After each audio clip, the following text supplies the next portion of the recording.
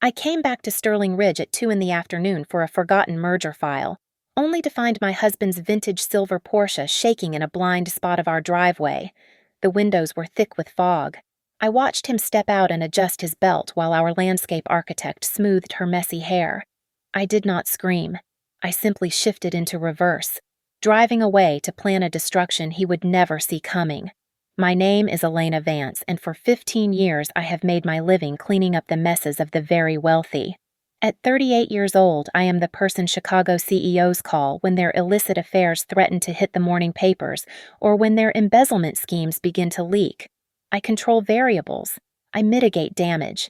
I spin narratives until the truth is just a ghost of what actually happened. My life was a grid of perfectly aligned columns until a Tuesday afternoon in October when I forgot the Henderson merger file. Sterling Ridge is the kind of neighborhood where the silence is heavy and expensive.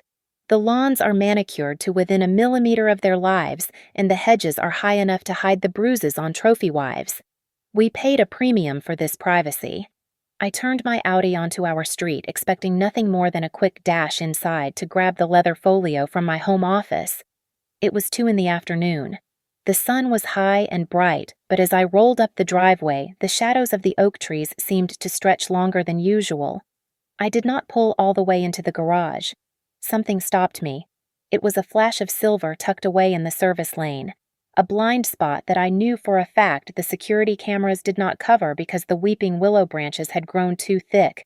It was Julian's car, his vintage silver Porsche 911.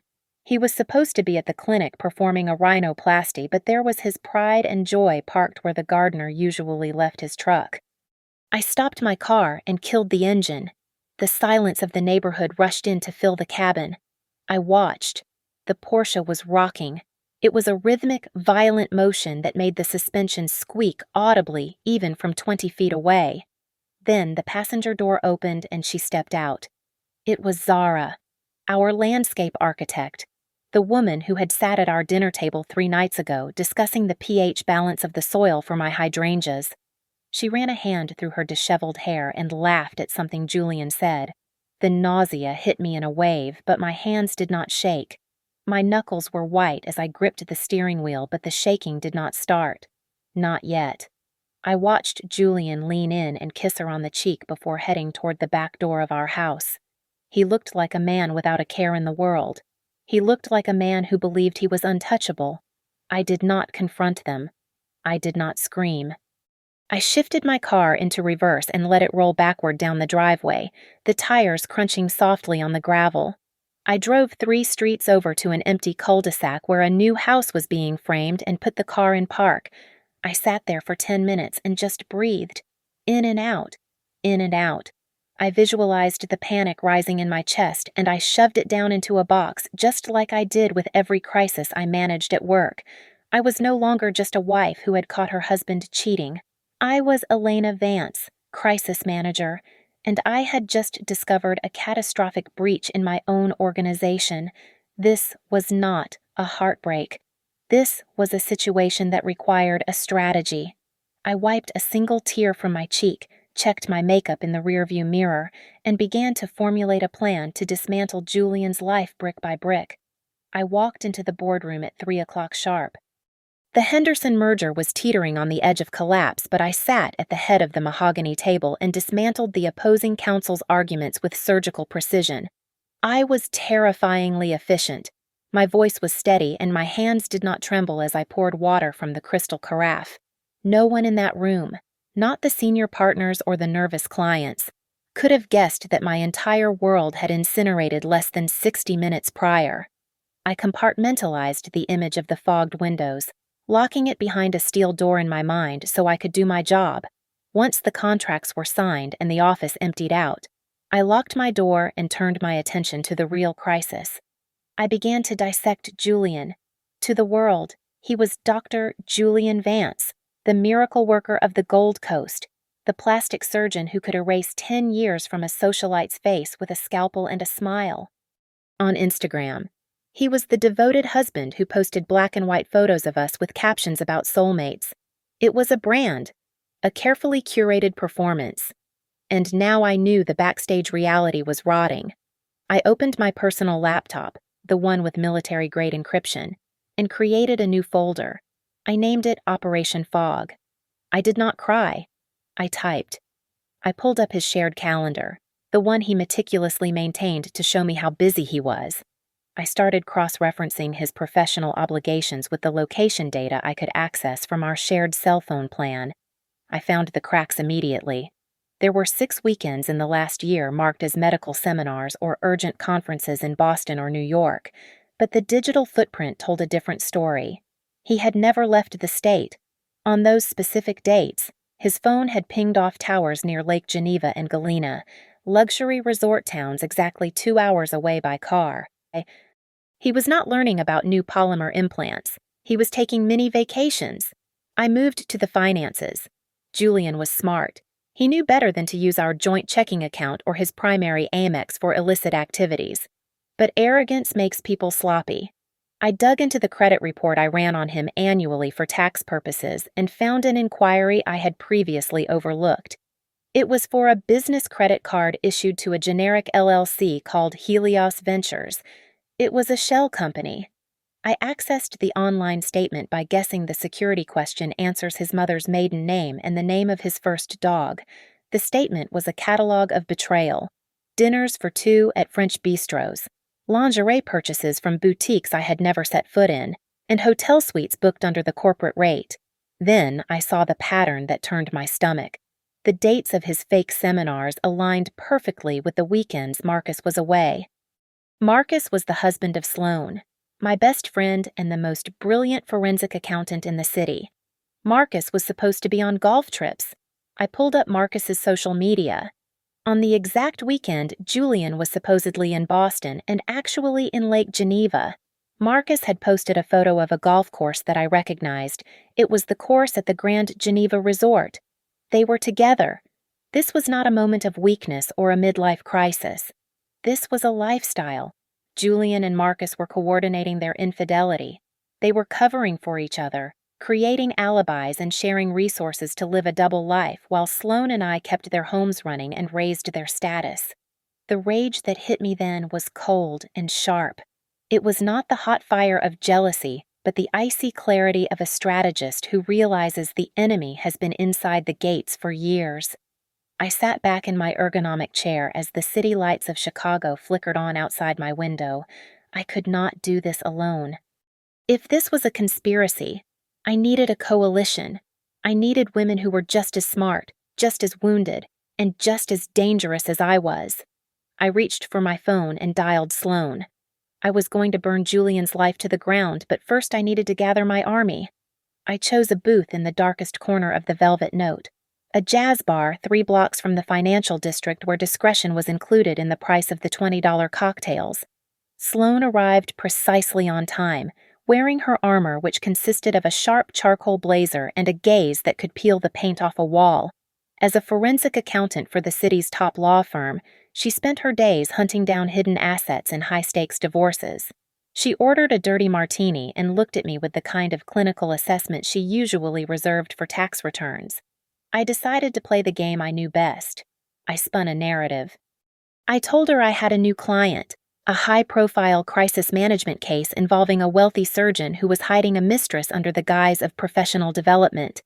I watched her face carefully as I laid out the details of the fake seminars and the shell company credit cards. I watched for the twitch in her jaw, the tightening of her grip on the stem of her glass. Sloane did not ask who the client was. She simply took a long sip of her drink and set it down with a clatter that sounded like a gunshot in the quiet bar. "Stop," she said, looking me in the eye as the icy veneer she had perfected over 40 years cracked wide open. "I know you are not talking about a client." She confessed that 2 weeks ago she had found a receipt for a boutique hotel in the side pocket of Marcus's golf bag.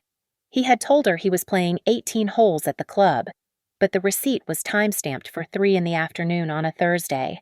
The puzzle pieces slammed together with a violent force. Julian and Marcus always played golf together on Thursdays. It was their sacred ritual. We sat there in the dim light, 2 intelligent, successful women realizing we had been played for fools by men who likely could not even load the dishwasher without instruction. But the pattern did not stop with our husbands. Sloane pulled out her phone and scrolled through Marcus's calendar. She pointed out that every single one of these golf Thursdays included a third player, Elias. We called Margot immediately. 10 minutes later, she walked into the bar looking like the picture of suburban innocence in a beige cardigan and pearls. To the neighborhood, Margot was the sweet housewife who baked gluten-free muffins for the PTA. To those who knew her history, she was a retired white hat hacker who had once consulted for the NSA before she married Elias and decided to play house. She sat down and did not order a drink. She simply placed a silver laptop on the table between the cocktail napkins. Margot did not need a hypothetical story. "Did you finally figure it out?" she asked, opening the laptop. She told us she had been monitoring the router traffic in her house for 6 months. She had noticed unusual spikes in encrypted data packets leaving Elias's phone late at night, always directed to the same secure server. She had not cracked the content yet because she wanted to be sure before she blew up her life. But she knew Elias was communicating with a group. The air at the table shifted. We were no longer just 3 friends meeting for drinks. We were a war council. The realization settled over us that this was not just about infidelity. It was about the disrespect of the deception. It was the arrogance of 3 mediocre men thinking they could outsmart 3 women who built their lives on intelligence and strategy. Margot opened her laptop and the blue light illuminated our faces. We formed the sterling trinity right there over half-empty glasses of gin. The goal was not a simple separation. Alimony was not enough. We agreed that night that we would not just divorce them, we would dismantle them, we would strip them of their careers, their reputations, and every single cent they had tried to hide from us. I raised my glass. "By the time we are finished," I promised them, "our husbands will wish they had died in that car crash of a marriage rather than face what is coming for them." Margot sat in the glow of her screen, her fingers moving with a terrifying fluidity. We were prepared for complex firewalls and battles against 2-factor authentication, but the reality was almost insulting. Julian, Elias, and Marcus used the same password algorithm for their private cloud backups. It was our wedding anniversaries followed by the year they bought their favorite sports cars. The irony that the codes unlocking their secret lives were anchored in the dates they vowed to be faithful to us was a bitterness I tasted at the back of my throat. Access was granted in less than 3 minutes. The screen filled with cascading data streams before settling on a backup of a Signal chat history. They called it the Gentleman's Lounge.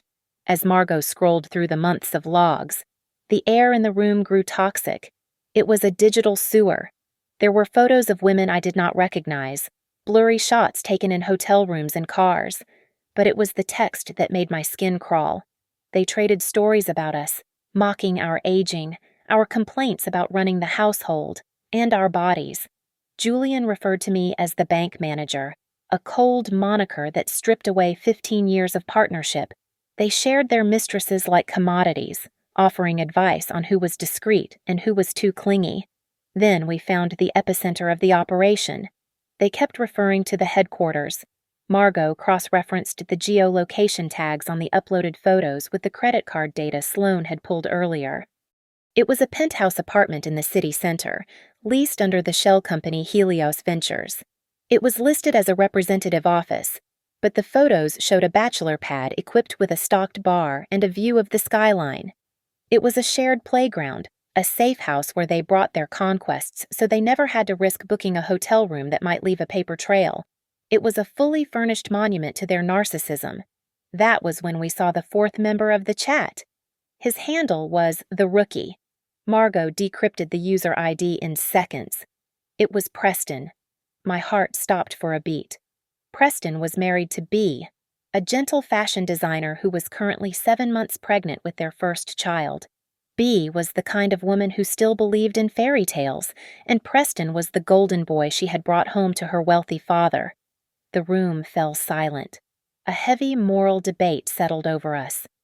Sloane argued that we should spare her until after the baby was born, fearing the stress would be too much for her condition. Margot worried the shock could send her into early labor. But then Sloane turned back to her own screen and pulled up a different set of records. She accessed Preston's financial maneuvers through a shared liability clause in a contract he had signed with Marcus. Her face went pale. Preston was not just cheating on Bea physically. He was hemorrhaging money. He had liquidated 20% of her trust fund in 6 months, funneling it into online gambling debts and his share of the penthouse rent. The decision was made for us. We could not let her walk blindly into poverty while carrying a child. We drove to Bea's studio immediately. We found her draping silk over a mannequin, humming a lullaby. When we laid out the evidence, showing her the chat logs, the financial drain, and the existence of the penthouse, I prepared myself to catch her when she fainted. I expected hysteria. I was wrong. Bea looked at the photos of Preston with a cocktail waitress on his lap. She looked at the bank transfers showing her family inheritance vanishing into the ether. She did not shed a single tear. She placed a protective hand over her swollen belly, and her eyes hardened into diamonds. She looked up at us. "If Preston thinks he can steal my child's future," she said with a terrifying calm, "I will bury him." She did not need smelling salts. She needed a seat at the table. The Sterling Trinity had just found its 4th member, and she had the most to lose. We treated the destruction of our marriages like a hostile corporate takeover. There was no room for tears or hesitation, only the cold, hard execution of strategy. I assigned the roles based on our professional strengths, turning our kitchen table into a war room. I was the architect, drafting the master narrative and predicting every countermove our husbands might attempt. Sloane was our CFO, tracking every cent that flowed out of our family accounts. Margot was the head of intelligence, managing the digital surveillance. And Bea, with her wide, innocent eyes and access to the social grapevine, became our operative on the ground, gathering physical evidence and rumors that floated through the country club locker rooms. Sloane struck gold on the 2nd day.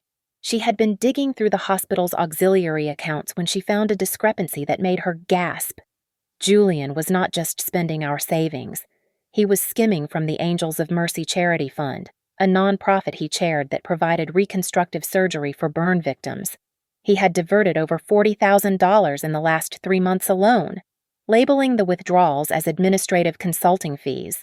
Sloane traced the money directly to a jeweler in the city, paying for a diamond tennis bracelet that I had certainly never received. It was likely currently adorning Zara's wrist. He was risking prison time to impress a mistress. Margot followed up with the digital footprint. She pulled the GPS logs from Julian's phone and overlaid them with his surgical schedule. The results were damning. On the dates he claimed to be performing emergency surgeries, saving lives in the operating theater. His phone was stationary at the penthouse address for 5 or 6 hours at a time. While I sat at home worrying that he was exhausted from a 12-hour shift, he was actually sipping scotch and entertaining guests in his bachelor pad, but we needed physical access. And that was where Bea surprised us all. Preston, her husband, was careless. He left his gym bag by the door one evening, and while he was in the shower, Bea rifled through it. She found a key card with no markings, just a sleek black rectangle. She brought it to us the next morning, her hands trembling slightly as she placed it on my coffee table. It was the key to the penthouse. We planned the infiltration for a Wednesday morning when all 4 men were accounted for at their respective offices. We drove into the city in Sloane's nondescript sedan, parking 2 blocks away to avoid recognition. The elevator ride to the top floor of the residential tower felt endless. When the doors slid open and the keycard turned the lock with a soft click, we stepped into the sanctuary of the gentleman's lounge. The space was a monument to their egos. It was decorated in dark leather and chrome, smelling faintly of expensive cologne and stale cigar smoke. It was a fully functional second home. We moved through the rooms like a crime scene investigation unit. In the master bedroom, we found a closet full of silk robes and lingerie in various sizes, none of which belonged to us. But the most painful discovery was on the sideboard in the living room. There were stacks of wrapped gifts. I found a limited edition handbag I had mentioned wanting months ago. Julian had told me it was sold out everywhere. Here it was, sitting next to a bottle of vintage champagne, waiting to be given to someone else or perhaps used as a trophy of his purchasing power. Margot went to work immediately. She stood on a chair and carefully installed a pinhole camera inside the smoke detector directly above the bed. She placed another hidden microphone behind the row of expensive Scotch bottles on the bar, and a third camera disguised as a USB charger on the bookshelf facing the main seating area. These were high-definition devices capable of recording in low light and transmitting data directly to a secure server. We left the apartment exactly as we found it, erasing our footprints and wiping down the surfaces we touched. For the next 2 weeks, we did not have to guess what our husbands were doing. We watched it in 4K resolution. We captured hours of audio and video. We saw Julian bringing Zara in. We heard Marcus bragging about how easily he lied to Sloane.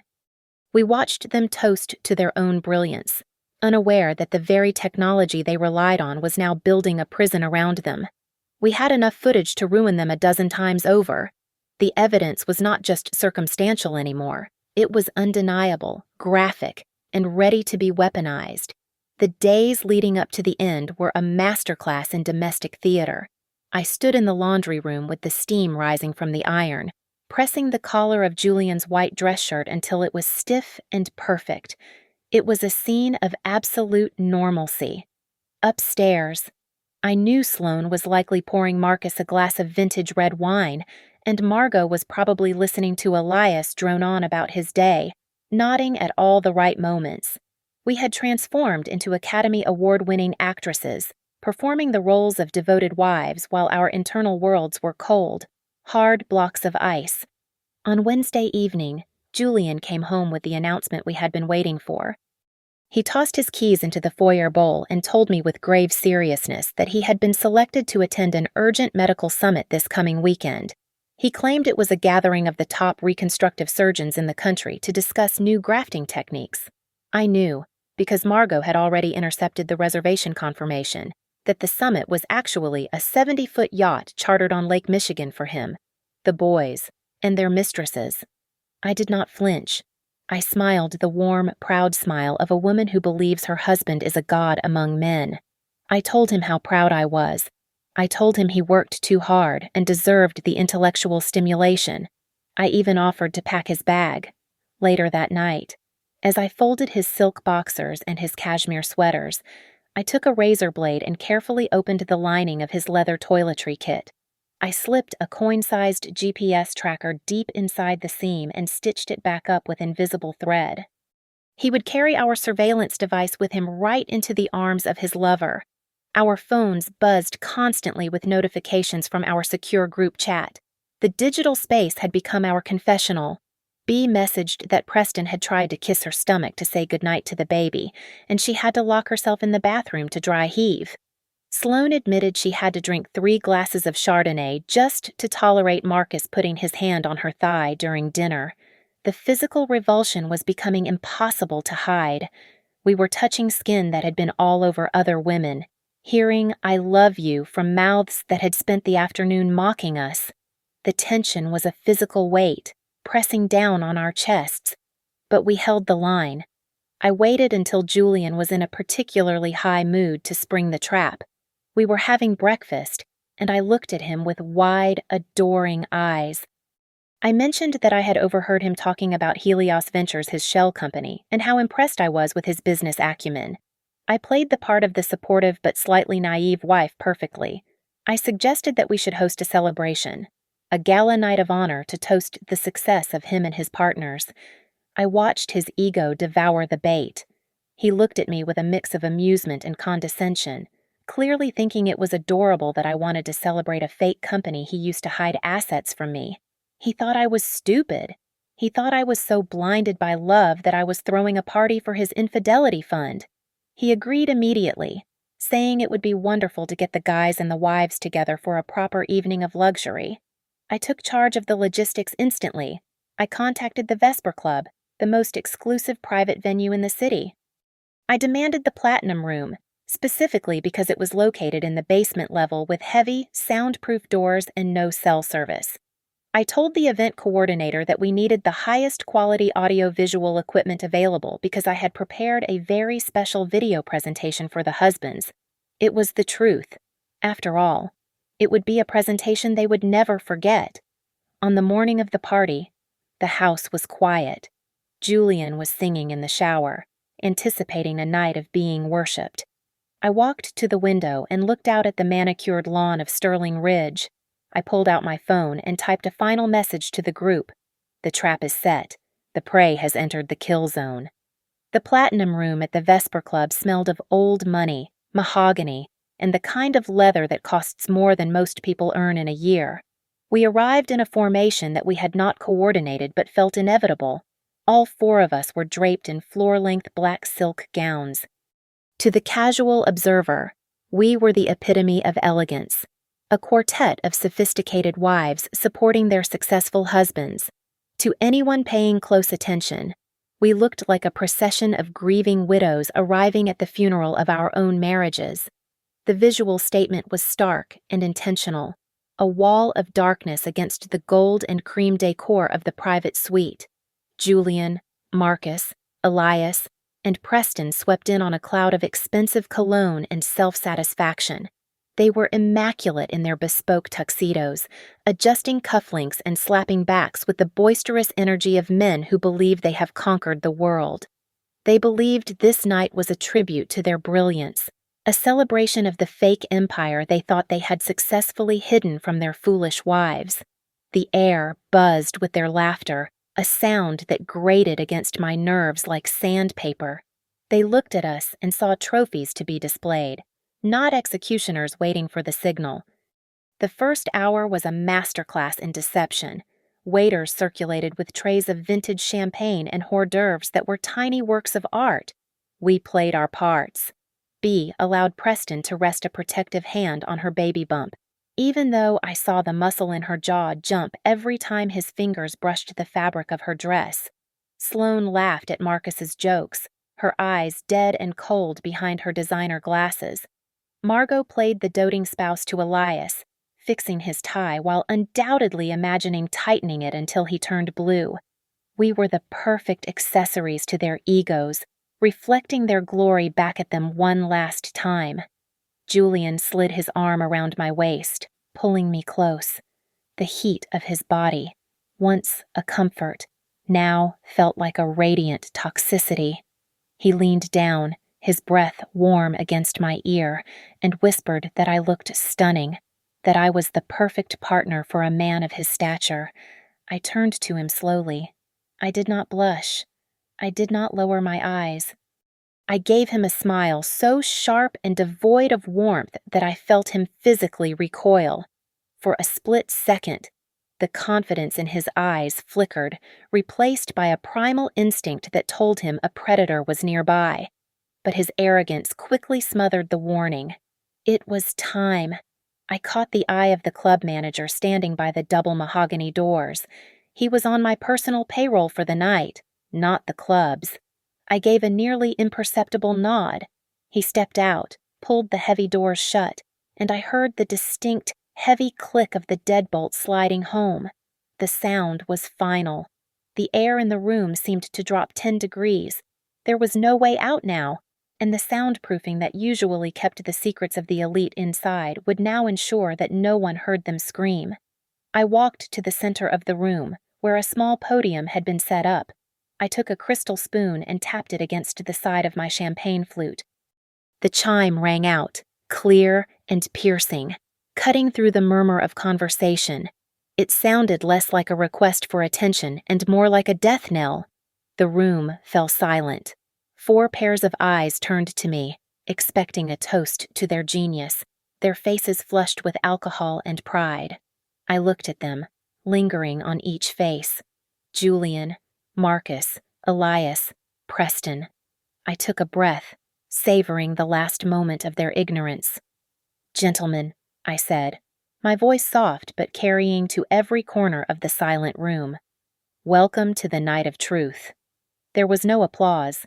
The atmosphere curdled instantly, shifting from celebration to confusion as they sensed the shift in gravity. I pressed the button on the remote concealed in my palm. The ambient lighting plunged into darkness, leaving us in a heavy black void. A second later, The massive projection screen behind me roared to life with blinding brightness. It was not a montage of their business successes. It was a high-definition image of a logo they knew intimately, the Gentleman's Lounge, but across the sophisticated gold lettering, a thick, jagged red line had been drawn, crossing it out like crime scene tape.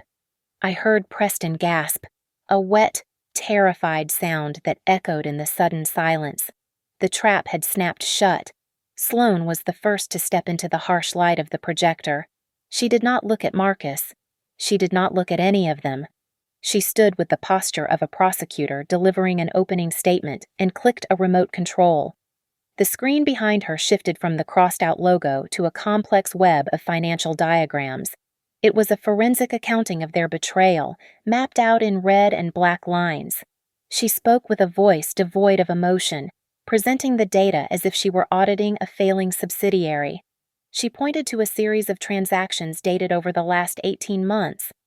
She explained that while the husbands complained about the rising costs of private school tuition and country club dues, a cumulative total of $250,000 had been siphoned from our joint assets into the accounts of Helios Ventures.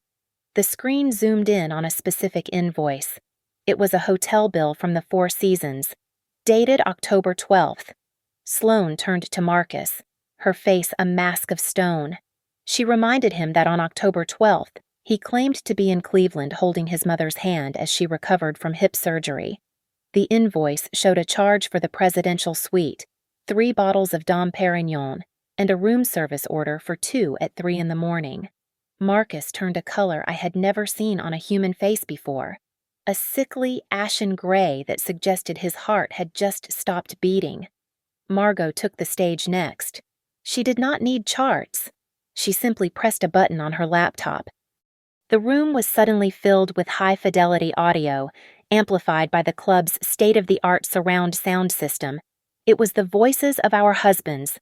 The clarity was terrifying. We heard Elias bragging to the group about how easy it was to manipulate Margot, calling her gullible and laughing about how she believed his stories about late nights at the office. Then, the screen changed to display a text message thread. The letters were 10 feet tall.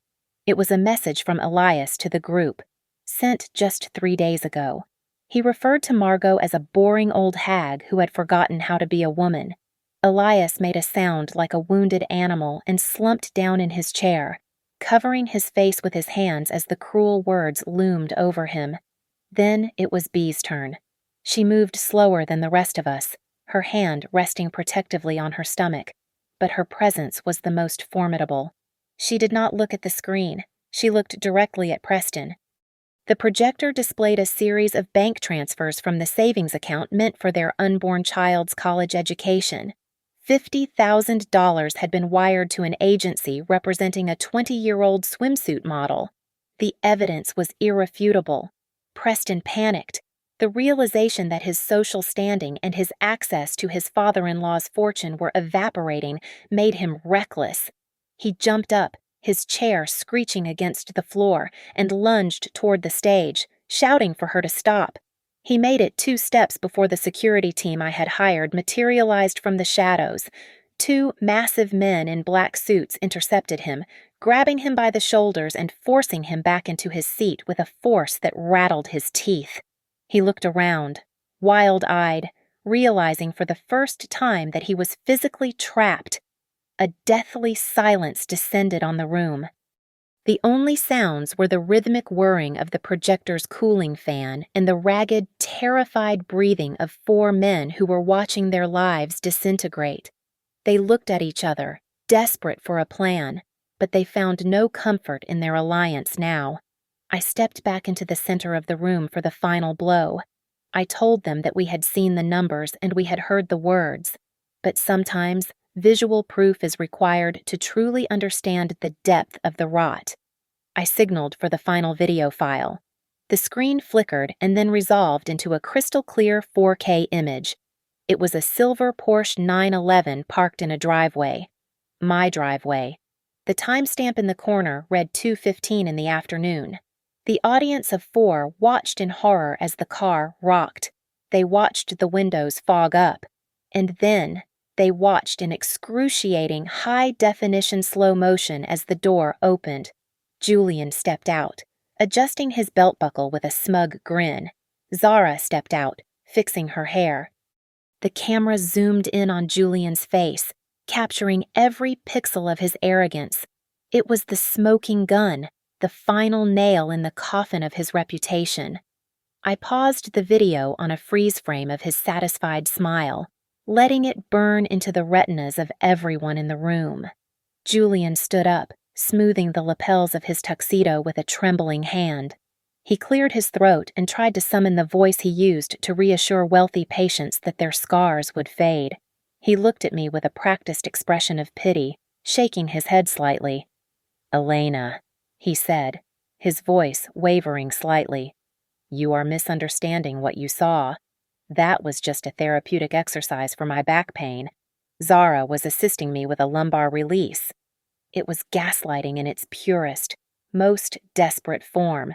He actually believed that if he spoke with enough authority, he could rewrite the reality I had just witnessed in 4K resolution. I did not let him finish his sentence. I lifted the heavy leather binder I had been holding, a 3-inch thick compilation of every lie, every stolen dollar, and every betrayed vow, and I slammed it onto the table with all the force I possessed. The sound cracked through the room like a gunshot, silencing his pathetic attempt at an explanation. "Stop talking," I said. "This is not a negotiation. This is a notification of execution."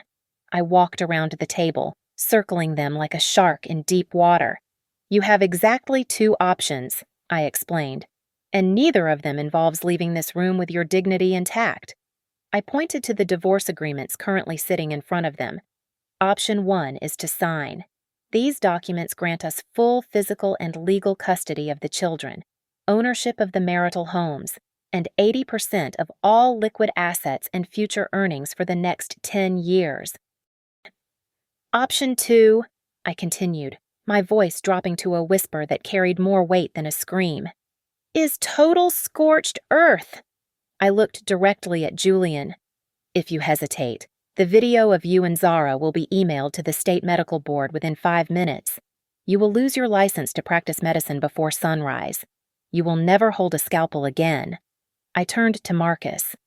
"The Securities and Exchange Commission has a very distinct interest in the fraudulent tax returns and shell company laundering schemes we uncovered. If you do not sign, you will be trading your corner office for a federal prison cell by Monday morning." I looked at Elias, the man who prided himself on his digital invisibility. "The unredacted chat logs, proving your gross negligence and stupidity, will be released to the white hat hacker community. You will be blacklisted. You will be the laughingstock of the tech world, unemployable and humiliated." Finally, I turned to Preston. He was already sweating through his shirt. "Bee's father is 1 click away from receiving the bank statements showing the theft of the baby's trust fund. You will be on the street without a penny, disowned and destitute." I leaned in close, letting them see the fire in my eyes. "You can lose your wives, or you can lose absolutely everything else. Your careers, your money, your freedom, and your reputation in this town will be obliterated." The panic in the room was palpable. It rippled through them. They looked at each other, their eyes darting back and forth, searching for a way out, searching for an ally, but there was no strength left in their brotherhood. They saw only weakness in each other's faces. The realization hit them that they were alone. Sloane stepped forward. She reached into her clutch and pulled out 4 heavy gold-plated fountain pens. She walked down the line and placed one in front of each man with a deliberate metallic click. She gave a single command. "Sign." "Right now." The air in the room grew thick and suffocating. The smell of expensive cologne and vintage champagne had vanished, replaced entirely by the sour, acrid stench of sweat and pure, unadulterated fear. The tension was so high I felt like the walls were bending inward, but none of us blinked. We just waited for the ink to flow. The silence in the platinum room was heavy enough to crush bone. Marcus was the first to break. The man who had laughed about cheating on his wife in five-star hotels reached for the gold pen with a hand that shook violently. He did not look at the financial ruin staring back at him from the page or the charts that proved his guilt. He simply surrendered. He scribbled his name on the dotted line, effectively transferring 80% of his net worth and the deed to the lake house to Sloan. It was the most expensive signature of his life, but it was the only way to keep himself out of a federal prison cell. The dominoes fell quickly after that. Elias, the tech genius who thought he was invisible inside his encrypted chat rooms, slumped forward and signed his life away without lifting his head. He could not bear to look at Margot knowing that she had outsmarted him at his own game. Preston followed him, looking like a child who had been caught stealing from the jar. His dreams of a trust fund lifestyle evaporated with every stroke of the pen. Bea watched him with dry eyes, her hand still resting gently on her unborn child, protecting its future from his greed and incompetence. Only Julian remained. He sat there, his knuckles white as he gripped the mahogany table. The arrogance was gone, replaced by a raw and seething hatred. He looked up at me, his eyes narrowing into slits. He growled low in his throat. "How long have you been planning this?" I leaned in close, invading his personal space until I could smell the fear sweating out of his pores. I lowered my voice to a whisper that only he could hear. "Since the moment you adjusted your belt and stepped out of that car," I said. "Goodbye, Julian." Julian stared at me for one long, hateful second. Then he grabbed the pen. He pressed down so hard that the nib tore through the paper, leaving a jagged scar across the signature line. It was a final, impotent act of aggression. He had lost control, and he knew it. He shoved the paper toward me and sank back into his chair, a king stripped of his crown. We did not celebrate yet. We were professionals closing a deal. Sloan, Margot, Bea, and I reached across the table in unison. We took the documents. We checked the signatures, verifying the dates and the spelling with the same scrutiny we applied to corporate contracts. Everything was in order. The assets were secured. The custody was ours. The war was over, and we had won every single battle. We turned our backs on them. We did not offer any parting words or explanations. We simply walked toward the heavy double doors. The sound of our high heels clicking on the marble floor was a rhythmic, synchronized march of victory. We did not look back at the four broken men sitting in the dark, staring at the ruin of their own making. I pushed open the doors to the private terrace. The cool night air rushed in, flushing the stale scent of betrayal from my lungs. I pulled my phone from my clutch. I had one final move to make. I opened my drafts folder and selected the press release I had written 3 days ago. It was a masterpiece of public relations spin, announcing our amicable separations due to growing apart, asking for privacy, and subtly framing the narrative in a way that would make them social pariahs if they ever tried to speak against us. I hit send. It was done. Julian was now history. A waiter appeared with a fresh bottle of chilled champagne. We stood under the vast, star-filled sky of Chicago. We raised our flutes, the crystal catching the moonlight. We did not toast to the end of our marriages. We toasted to the brilliance of women who refused to be victims. We clinked glasses to our freedom, a freedom we had not asked for, but had seized with our own hands and our own minds. Thank you so much for listening to my story. I would love to hear where you are tuning in from, so please leave a comment below and let us connect. If you enjoyed seeing justice served, please subscribe to the Lily Revenge Stories channel, like this video, and hit the hype button to help share this story with more people.